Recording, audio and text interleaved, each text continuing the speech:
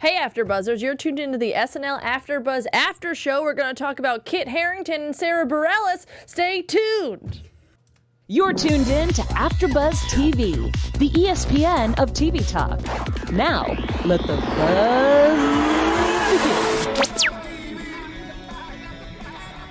We're back. He's back, baby! Yeah! Yeah! Thanks for tuning in. We're going to break down this episode with the host, Kit Harrington, from this show. I don't know. I haven't heard of it. It's called, what is it? Game of Bones? Suck my dick. And Sara Bareilles, musical guest. Amy's going to break down a sketch with an anatomy of a sketch. Steph is going to do news and gossip, and I'm just going to be here as the leader, as I should be. Yes. All hail. I'm Kelly McInerney, the leader. And there's Amy Maestri. I'm just a follower. Yeah, me too. I'm right behind Amy, so I'm even lower. I'm like a dog. I won the Game of Thrones. Spoiler alert. Oh, man. What'd you guys think? So walking in expectations versus the reality of the episode, not the thing. What did you guys think? I had no idea how he was going to be at all, because I've only seen him in really serious things, and by that, I've only seen him in Game of Thrones and one other HBO special where he essentially plays the same character. So I didn't know if he could be funny, but I was really excited for it, and I'm obviously excited for Game of Thrones, which I'm wearing my Lannister top. Yeah. Nice. That's the angry elf from Elf. Oh my god. He's an angry. It's a quote. It's a quote. If you call me an elf one more time, you're an elf. Good reference. Thanks. I wasn't sure what to expect. I kind of thought he might be kind of one of those guys who ends up being good with like grounded, serious comedy, because that ends up happening, I feel like, a lot of times with more serious actors. But I was really pleasantly surprised with how much he just kind of committed to everything. I only know him from one thing, and that's actually that one. It was an HBO sports parody that The Lonely Island did. Not Tour de Pharmacy, but another one based about, I think, tennis. And he played the guy that going up against Andy Samberg, and he was good. That's right. He committed to it, so I was like, he's got this. He knows how to do characters. And I thought he killed it. Yeah. He was good. Yeah, I liked all his voices and everything. And you guys you're big Game of Thrones fans, right? Yeah. Oh, yeah. Yeah. Oh, yeah, baby. Yeah, you're the weirdo. Yeah. I know. That's why when the whole cast was in in his monologue, I was like, yes! I noticed, we'll talk about that. I noticed one person I was like, yeah. I have a feeling that guy's from Game of Thrones. It's a girl, and no, you'll see. Spoiler alert for 5 minutes from now.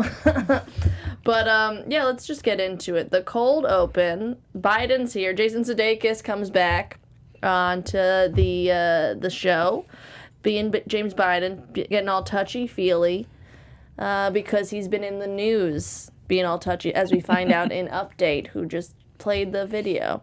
What did you guys think of Sudeikis bringing the heat again? I always love his Biden.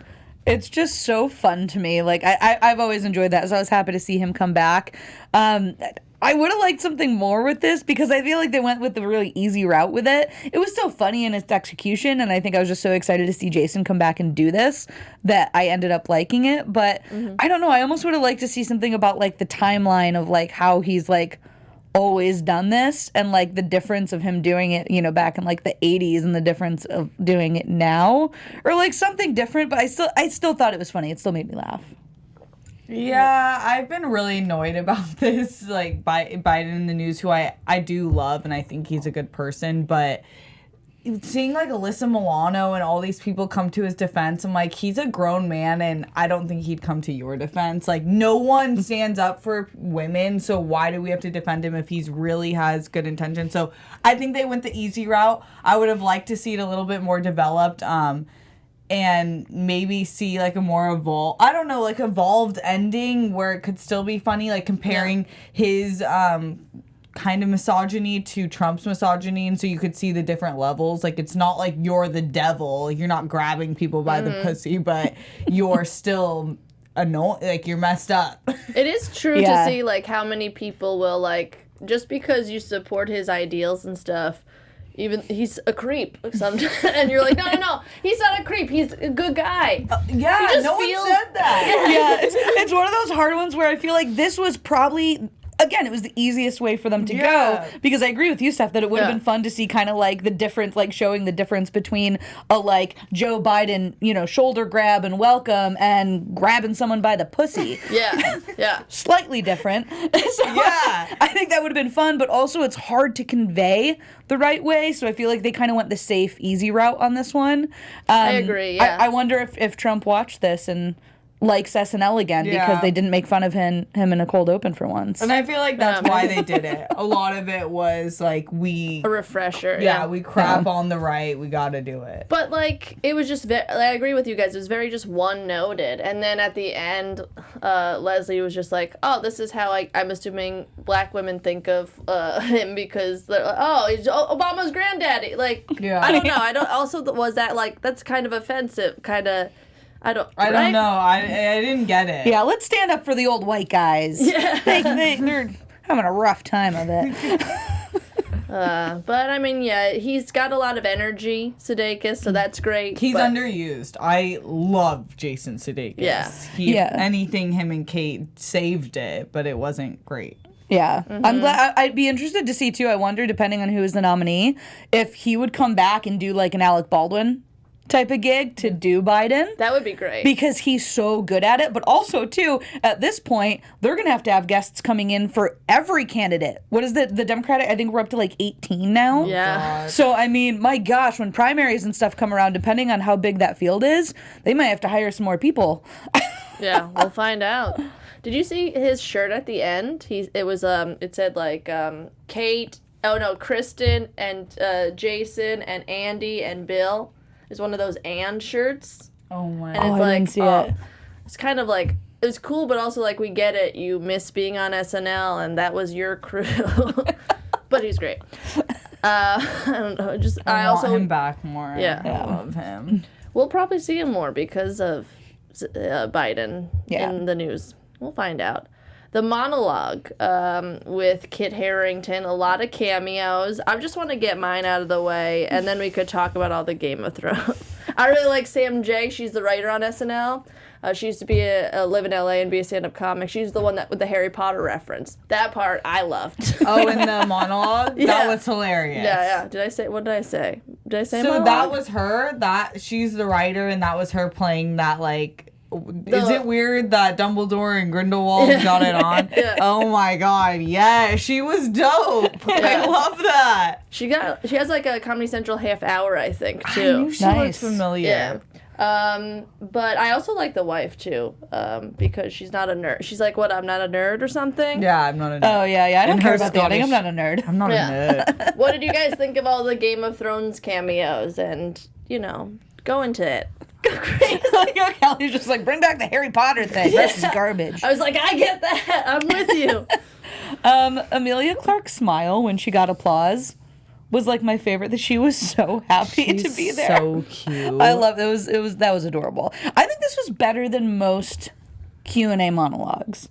I thought they wrote better jokes for it, even though it was the same thing, because most Q&A monologues are always the same thing. It's like they have that one joke that they're just kind of like beating over and over again. Mm-hmm. So, I mean, you can't really get around that, but I feel like what they did right with it, and maybe I'm just partial because I do love Game of Thrones, and I thought the jokes were funny in it, but I actually thought this was better than some of the Q&A monologues. I also it seemed like everybody was having fun and they liked each other. It did make me want to watch the show, Yeah. It seemed like they, to have all those people on there for the monologue, and not in anything else, just to be there so that's great that they support each other. I agree. I loved it, especially because it's the best way to do a monologue when someone's not a comedian or doesn't really have too much to say. Yeah. I thought it was great. Then, all downhill from there. No, just kidding. Just kidding. But the nephew pageant, 2019 nephew pageant, I don't know, I just felt like it was very one-noted. I just wanted to see them get crazy. I like the specificity, right? But then it just, the guy wins from last year. I don't know. What did you guys think of it? Steph, what'd you think? I thought it was starting off really good, and then there was no line that stuck out to me. Like, everything was just... It was okay. Like, and then having watched the entire episode, I don't know why they started with that one. Because it put me off on the wrong track. Mm-hmm. Yeah, I agree. I think it started strong, and I loved 80. Like, she's really committed to this pageant, guys. She really likes these nephews. And I thought it was... she's the best. Like, it was just such a strange concept, and I really liked that. But then... It didn't quite connect for some reason, but I did appreciate the fact that it stayed very weird the entire time. Mm-hmm. Like, through and through, it was weird. Like, the little, like, head of 80 that would pop in when she'd be singing, and then the fact that, like, Kenan was, like, an old-timey judge, like, from Parliament or something at the end. Like, everything about it was just weird enough, but I wanted it to push something further. Same. And it just never did. Do you guys think that they thought of this sketch because they're like, oh man, without his beard, he looks like a nephew, like a little boy. Something simple, and they're like, let's roll with it. Yeah. Because he totally did. Also, I love that his American accent is always nerdy. Yeah. His American accent is an American nerd He's going to have to work on that, but it's really good. Like, he watched Revenge of the Nerds a lot when he was a kid. And then that's what his American accent turned out to be. 80 in this was so fun. I did write down when she's like, that's gorgeous. About, like, someone making a tribute to their uncle or something like that. Yeah. Next sketch was just a bunch of spin-offs of Game of Thrones, which seems fun. Like, you know, Wild and Out. Wild and In? Wild and Out. Yeah. Because the Wildlings. Yeah. Wildlings. The Queen of the King's Landing. Game of Thrones SVU. That was fun. With created by Dyer Will. And I love that they actually got Mariska Hargitay and Ice Cube to just, like... That was great. Dress up in Game of Thrones outfits and do this, like, one-bit thing. Yeah. I also really love the Wildling Out, that Mikey did that because he was on Wilding Out before. That's great. I didn't know that. Yeah, so he was a groundling, did improv at the Groundlings, and then I remember seeing him do stuff at the Groundlings, and then he got picked up to do that with Nick Cannon. I was kind of like surprised. I was kind of pissed because I was just like, the show is bullshit. I don't think it's real. He was doing it. Yeah. But yeah, he did Wilding Out. That is throwback for him. That's awesome. Thank you for that. I had no idea. He seems so not that lane of comedy. So, like, not the comeback lane. But that's funny. Yeah, I loved it. Arya as Daria. That was great. Epic. You would love Arya as a character. Okay. For sure. So if that may be your motive, let it be your motive. She's a Just make this whole episode of, like, why should I watch Game of Thrones? That's all this is. I can write you an essay about that. Oh, thanks. What did you guys think of the Castle Black thing? I didn't get it because it was but that was the one they worked the longest. It seemed like it was the longest one of those. Oh, the beginning? Yeah. With the dead lady. Oh, it's hilarious. But you wouldn't understand because you don't watch it, because this would never happen. You would never... Jon Snow would never be with a White Walker. Like, we know that. You're just like, why is he trying to bang this, like, blue skeleton lady? He's dumb. Heidi killed it, though. Heidi did. Great. Like, let's do it. Like, I feel like that one was also supposed to be, like, kind of like Riverdale themed. Yeah. Like brooding teen, because each one had their own. Like, they had the cheesy sitcom one for Sam and Gilly. Like, they each had their own theme. So I immediately was like, I thought they were going to go more Riverdale. And then I love that Heidi just came out as a White Walker. Before we get into anything else, Amy, don't you have something to tell us? I do.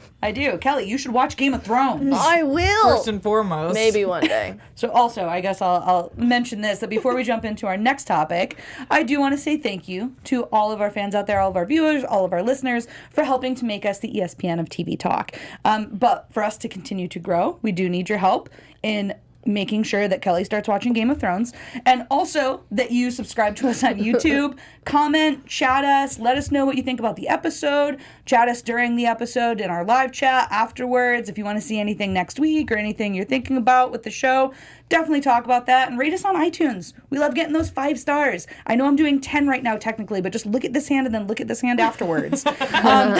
So make sure you're interacting with us because we really love that. And I mean, getting to do AfterBuzz is pretty freaking dope, if I do say so myself. I love getting to come here and just, talk about all my favorite shows and talk about comedy and be comedy nerds. Oh yeah, Speaking we of are. the nerd theme of this episode, with these queens over here. So thank you for continuing to let us do that by tuning in every week. Woohoo! Thank you. Now, the Michael Jackson Sinatra sketch. Woof. Keenan, stop talking. That was one note. And then just too many things going on. That's a forever note. Yeah. What did you guys think? Because it was one thing about them not getting that doing just Sinatra stuff over Michael Jackson things. But then this lady was just sitting at a table. Just I feel like if they focused on one of those, it would have been funnier. But they were just like, let's just be wacky. The lady at the tape with Leslie and Heidi and that whole part was unnecessary. Yeah. I was actually kind of confused, how they made that okay, because it made no sense. The cover band was hilarious to me.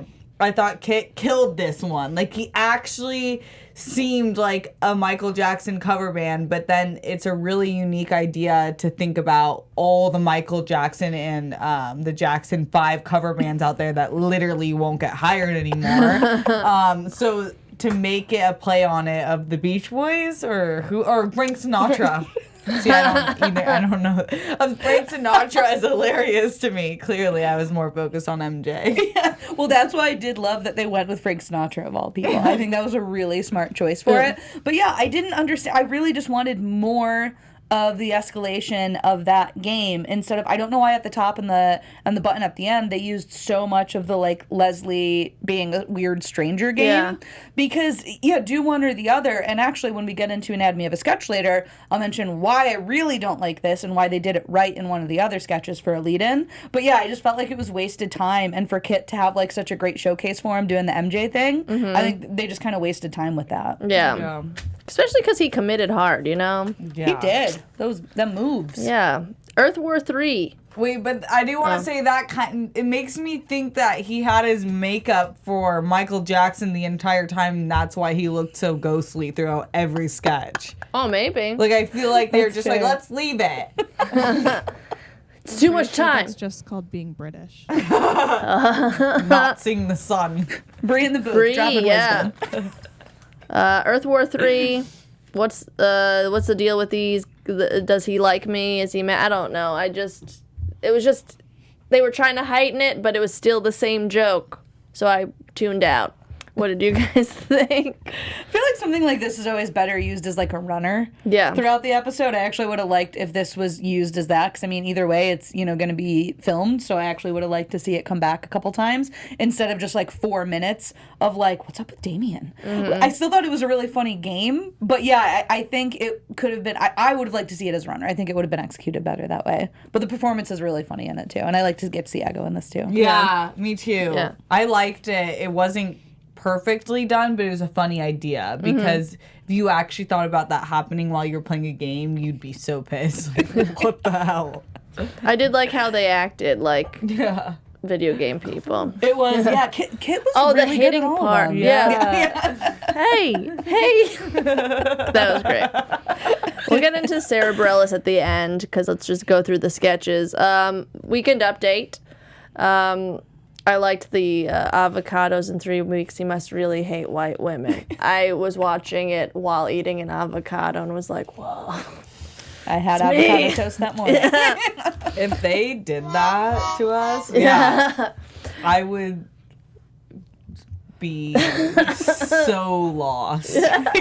As you are Right now. I have no words for a life with no avocado, and that's really not white women. That's everyone in California. You will literally screw every meal. Yeah, it's true.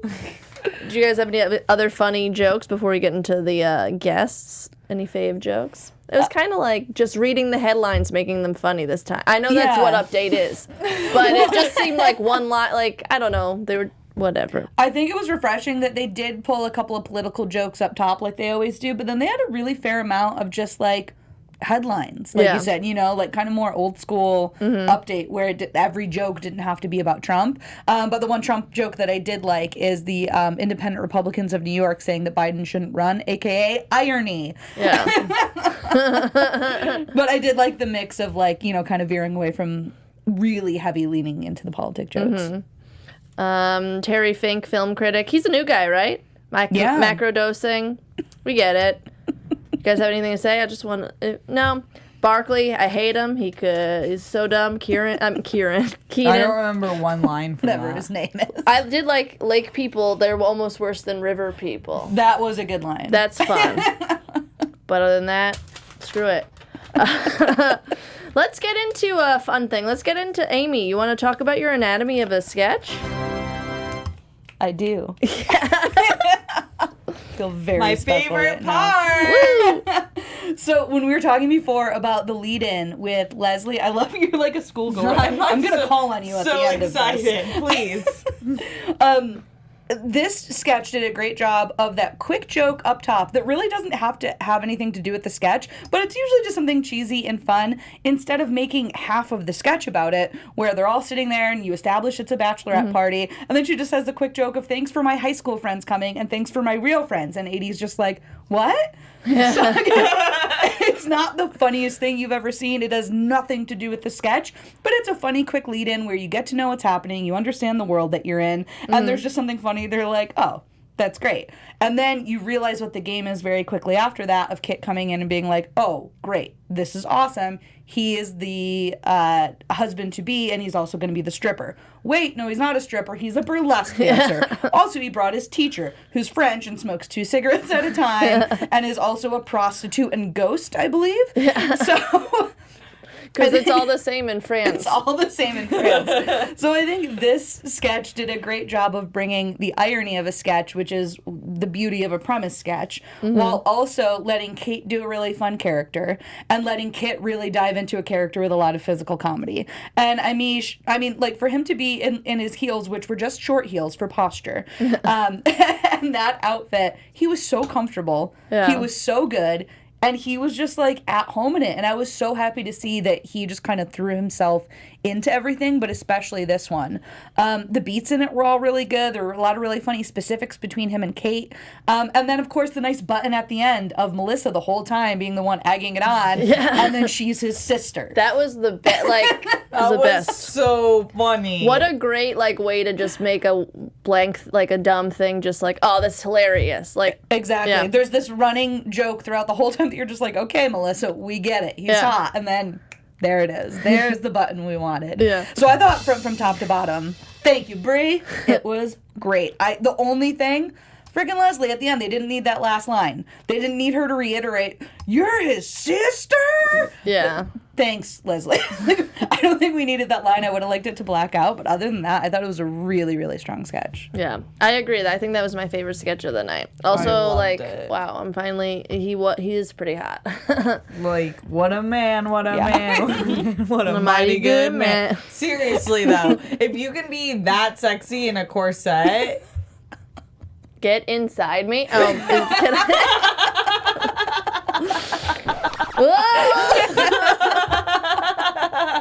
All right, Joe Biden.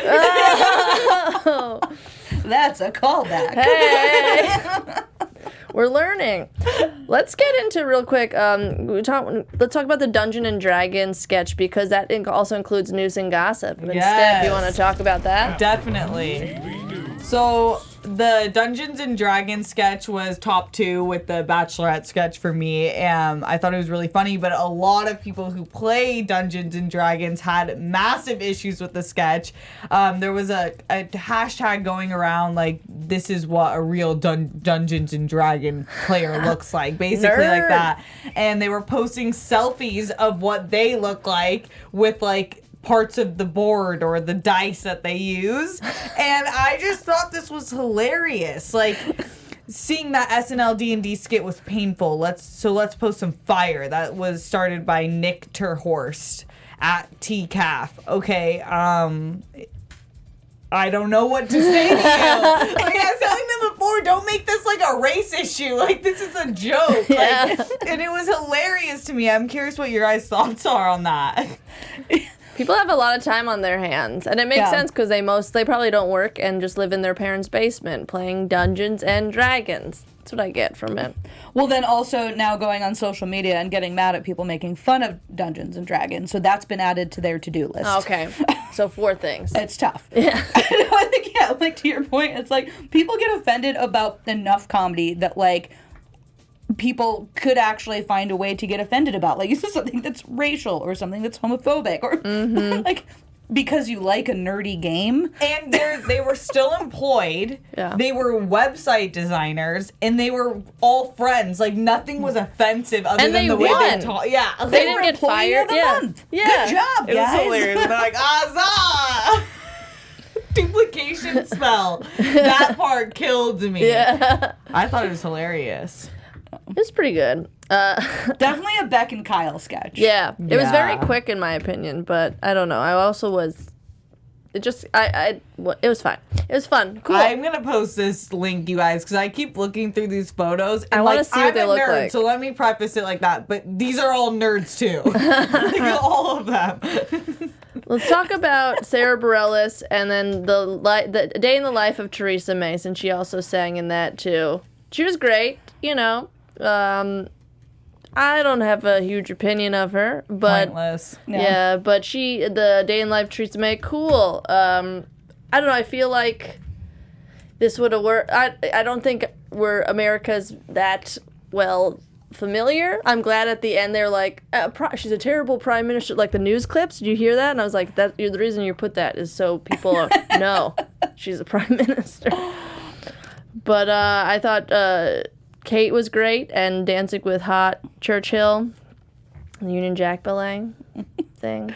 Anything? No? Meh. I liked the execution of this. I wish they would have gotten to her dancing and doing like the stuff next to Sarah's side quicker. Yeah. Because it just kind of made me feel bad throughout it more than anything. Yeah. And I think it was a good time to do it because it is very relevant right now. And like you said, like even for people who aren't like familiar with what's going on with Brexit and everything, like I think they do just put in the headlines at the end. Yeah. But I still would have liked to see it get pushed up a little bit sooner because that was the meat of like the funny to me. But I still like at the end when she wakes up and it's a dream, she's just like, well, F off, at least I'm trying. Yeah. The thing about these political sketches is that they're only funny because we know these people. And even though Brexit is totally effed and is huge news, we don't really know her That well, and yeah. so it's funny, but I have no relatability to her. Like, I don't know what I'm basing it off of, so I didn't have, like, a starting place. Yeah. It wasn't, like, I just didn't laugh at all. I also think that's not our fault. I think a lot of American news just focuses on America, whereas like anywhere other country, you know about Trump and like you know your country and all the other countries. Because we screw everyone else. We're like the everyone first else- domino that's just like, F you! Because everyone else is terrified of what's happening here right now. And ashamed and just don't want to be with Americans. I get it. We messed up. Rectal exam, undercover boss, Leslie trying to do sketch comedy. What Fun. was your thoughts, Amy, when you walked in here? I would like her to learn to do sketch comedy. She knows how to dive into a character when they're aggressive and when they're really sassy. And this one was, but even then, it's still, she never really fully settles into a sketch. She always just feels like she's kind of on the outside of it somehow, even when she's the lead in it. Yeah. And so it was like when she's like sipping the Fanta and starts dancing and stuff, I'm like, see, like she has fun with it, but then she kind of goes out of it at some point too, and then she comes back in. Yeah. So it's kind of frustrating to watch, but I thought it was, Cecily was one of my favorite parts of this actually, just because I feel like she's really good at supporting when Leslie's kind of like going all over the place. Yeah. Cecily's kind of like a nice steady. And again, Kit was really good in this. Yeah, I think it was the funniest sketch, but Kit was great in it. Do you think like because this one and then the other one, the Michael Jackson one, it's like they were both two kind of jokes in one sketch. You know, undercover boss and then like this wacky doctor, Frank Sinatra, and then this lady. Do you think they can't do one full sketch because Leslie can't do it? You know? I mean, that's a good point because they both were with her, and they did have two premises running at the same time. Because I would have liked to see her go off the walls with this one. That would have been funny. Yeah. Yeah, I thought he was great. Like, I really do want to say that. I think he was fantastic the entire episode. Yeah. I just think, like, it wasn't in order for SNL to be great, everyone has to be great. And that's just, like, hasn't been how it's been the entire season. But I think he's my favorite host. Just in terms of... More than Mulaney? Oh, no, but he's on a level of his own. Okay. Past SNL people don't count. Okay. Well, writer, He's a writer. Like, he knows, and he's... Yeah. Yeah. He doesn't count, and Adam Sandler won't count when he comes too, because we know he's going to literally destroy. But yeah, I thought he was really good, especially in the Dungeons and Dragons one, because you're doing an accent and then being nerdy, you know? Yeah, and he really fully committed, like, even to his movements and everything. He was just very, like, kind of, like, stiff and nerdy and everything about him. Yeah. Next week, Emma Stone and BTS. Great. Not a huge fan of her. We're gonna fight next week. She's one of us. I'm Emma Stone. I will say it's such a good impression that Thank Kelly you. does. If you're only listening to this and not watching, you're missing out on an incredible Did you see impression. her on The Favorite? Yeah, she was good in The Favorite. No, you know, but Olivia Colman still, you know. I don't know.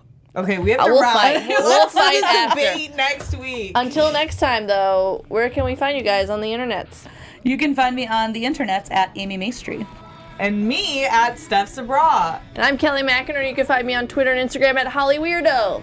Bye! Bye! Our founder, Kevin Undergaro, and me, Maria Menounos, would like to thank you for tuning in to AfterBuzz TV. Remember, we're not just the first, we're the biggest in the world, and we're the only destination for all your favorite TV shows. Whatever you crave, we've got it. So go to AfterBuzzTV.com and check out our lineup.